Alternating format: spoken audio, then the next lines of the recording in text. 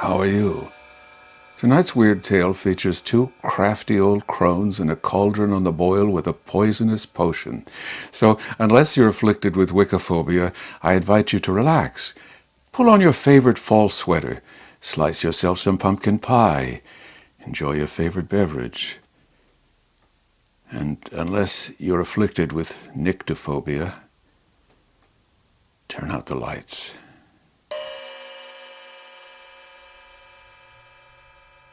A Smell of Sulphur, written by Marvin Kay, narrated by Edward E. French. Wrinkling her nose at the acrid stink of sulphur she'd never learned to tolerate, the crone plucked a fatal sprig of celluria from the crock. An ominous tremor shook her crooked spine. She deposited the poisonous herb on a cracked plate and hobbled to the window. All morning she'd sensed the burgeoning danger. Her sister might scoff at her disquiet, but the omen was nevertheless real. An almost welcome warning. Her sibling delighted in more flamboyant magics, but the crone knew the play intention of opposing powers, for that and the herbal grammaire comprised her most profound province of lore. She could hardly mistake the tang of foreboding, stirring outward from an inimical source of strength. Peering through the window of her hut, she scanned the bright blue skies and fields, and thought spitefully of her elder sister. The lowering portent surely stemmed from her morning's labors, but if she only dared scotch her sibling's needlessly cruel scheme, the growing threat would probably dissipate. A sudden breeze gusted a saffron patch of sulphur up her crooked nose. She sneezed. Wiping her long beak with a tattered sleeve, the crone plopped onto a low wooden stool, dismayed that even so slight an effort winded her. The cheat of the bargain, she told herself, not for the first time. Centuries earlier, when the dark things, her masters, first whispered, she was hardly more than a child, full of vitality and hope. What did she know then of wickedness? And now the years stretch ever on, and all action is wearisome. The surface of the seeing-glass clouded. Dark smoke billowed within its depths. As it cleared, the loathsome visage of her sister sprang up, staring dourly out at her. "Is it ready?" she shrilled. Her voice had a naked edge, like a steel razor slicing silver. It chilled the crone, set her teeth on edge, resonated in her bones. "Or are you dawdling as usual?" Rising from the stool with difficulty, she complained, "I'm tired and my fingers ache. The stuff still must be stirred and set out to cool." "Be brisk, you decrepit fool. I want that potion today." The tremor happened again, stronger. "So you have taken the first steps." "Aye." The older woman laughed, a series of terse, ear-piercing stabs. "The king's deposed. They'll never find him. As for that brat—" She held up a lovely sleeping infant so her sister could see her in the crystal. "Then you've kidnapped her," the crone said, a vague, undefinable emotion stirring in her breast. "Isn't that enough? Why murder her? Our cousin agrees to work a metamorphosis to—" "To her own purposes." The crystal momentarily darkened. Her sister was angry. "That doddering dunderhead simply wishes to flatter her ego by having royalty serve her. I'll take no chances the princess will be found and restored to the throne. She dies!" "But not within these borders." "Of course not, you fool. When you've prepared the potion, I'll transport her far beyond the sands and bury her at sea." "But why? We have all we need. Till now our sorceries have been tolerated, even overlooked. Why tempt the fates?" "After today, I shall be fate in this land." "Yes," the crone grumbled, sourly stirring the celluria into the mixture in the kettle. "Power always was your chief weakness. Mine? Knowledge." Her sister sneered. "Regrets after all these years, sister? Perhaps then you wish to retire? Cede me your territory, dear. I'll see you well provided for in your dotage." Contempt welled up in the crone. Her old pride, she nearly dematerialized with rage, but managed to pull herself together, sulphur exuding from her pores. She hated the stench. "Cede to you. I'd sooner take service with the Red Witch. Shh! Name her not! The mere mention made her sister quail. She suspects nothing. A bubbling plop. The Siluria was working up the broth. Well, well, the crone reluctantly said.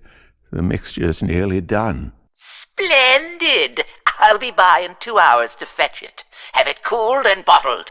Don't presume to give me orders. The crone waved a wooden spoon angrily at the face in the sphere. It's all your fault.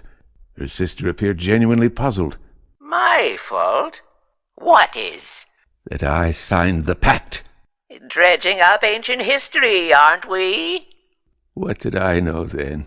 The dark thing spoke first to you, and you tempted me. I don't recall needing a great deal of persuasion to get you to make up your mind. Everyone knows you're wickeder than I. And you're inconstant and craven. The hag grimaced horribly. Bah! I'll not bandy words. Cool and bottle that potion or I'll see you suffer, sister. 2 hours. With a contemptuous sneer, she vanished. The crystal clouded, cleared, and was blank once more. All now was wearisome, and all because of her sister's unslakable lust for power. It was she who, long ago, seduced her innocence to the ways of the night. All her fault, the crone muttered. When she removed the kettle from the fire, she felt the ominous tremble along her spine again. Its potency had doubled since the last time she sensed it looming ever nearer. It was so strong, she knew its wrathful shadow eventually would extend to her sister as well, despite her greater skills at magic. The scheme was foolish at best, and her withered heart dared whisper it was more than that, a foulness even she could not contemplate. Enchanting the child, enslaving her. Those were choices that could be countenanced at least for a time in the tacit cosmic battle. But to kill the king's sole daughter was not only difficult to accomplish, but fraught with risk. The sensible thing to do, though it would arouse the terrible wrath of her sister, would be to pitch that poison out the back door. Instead, the crone, smiling bleakly, set the kettle on the window-sill to cool. Once, long ago, she might have refused her sister. She could have entered the service of the Red Witch. Couldn't she? A long sigh. No way of knowing now. She could not alter the course of her destiny. She was proscribed to evil. And yet she toyed with the notion of upsetting the kettle, actually reached out her hand to do so. But I dare not. I must not. She's my sister, after all. We serve the same masters. Her gnarled hand dropped to her side. The skies darkened.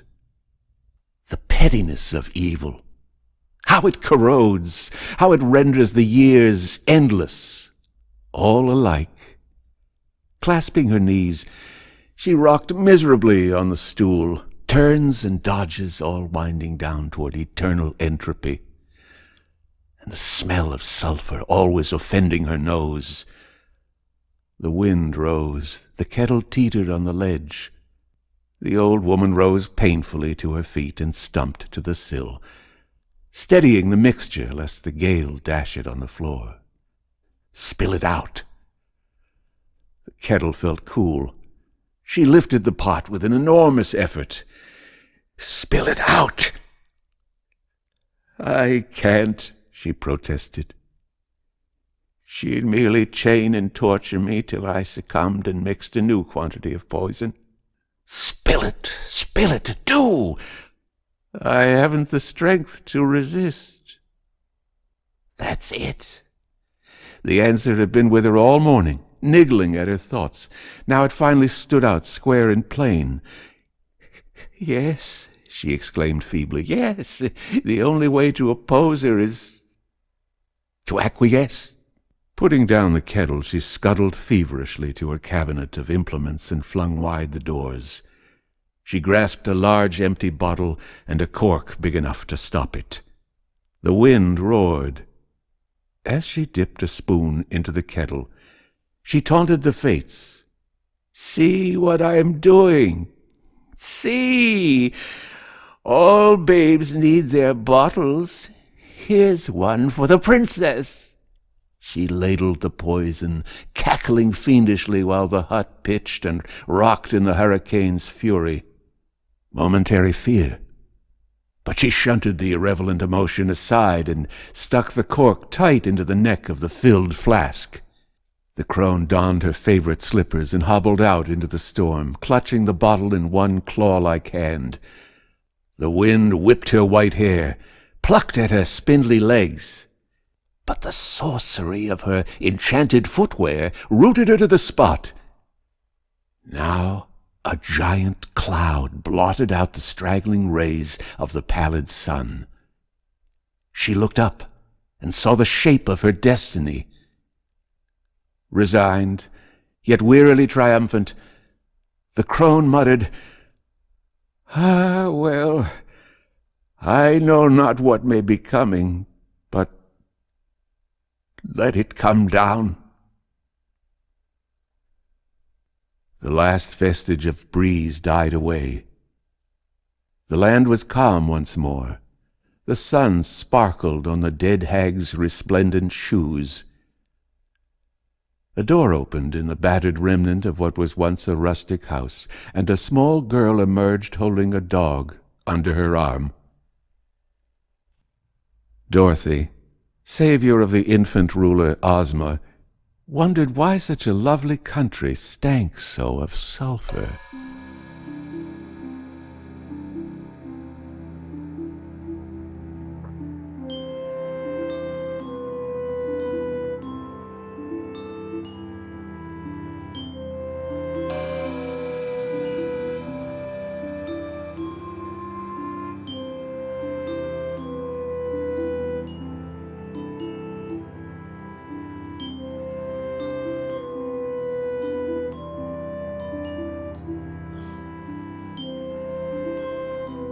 A Smell of Sulphur, written by Marvin Kaye, told to you by Edward E. French.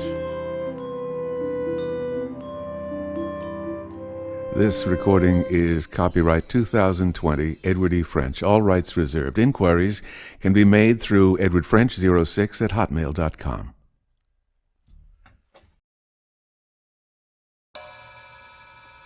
What do you think?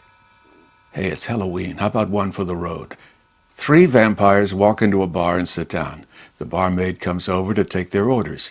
"And what would you gentlemen like tonight?" The first vampire says, "I'll have a mug of blood." The second vampire says, "I'll have a mug of blood." The third vampire shakes his head at his companions and says, "I'll have a glass of plasma." The barmaid writes down each order, goes to the bar, calls to the bartender, "2 bloods and a blood light." Okay, I'm out of here. As ever, thank you for listening.